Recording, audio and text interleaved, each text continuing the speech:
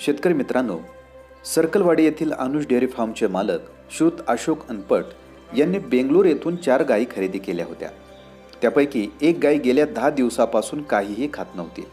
तिच्यावर अनेक उपचार केले, तसेच शिरवळ येथील पशुवैद्यकीय दवाखान्यात एक्सरे काढला।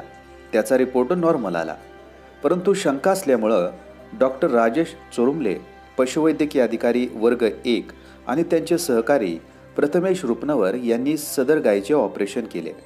सलग 4.5 तासांच्या अथक प्रयत्नातून गायीच्या पोटातून 49.110 किलोग्रॅम वजनाचे प्लास्टिक, एक स्क्रू आणि 1.5 इंचाचा एक लोखंडी खिळा असं साहित्य बाहेर काढलं।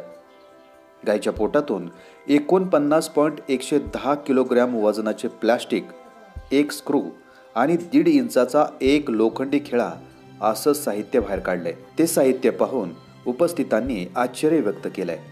फार्मचे मालक तसेच ग्रामस्थांनी गायीचे प्राण वाचवल्याबद्दल डॉक्टरांचे आभार मानलेत। मित्रांनो, बाजारातून आपण गायी खरेदी करत असताना नक्की दक्षता घ्या।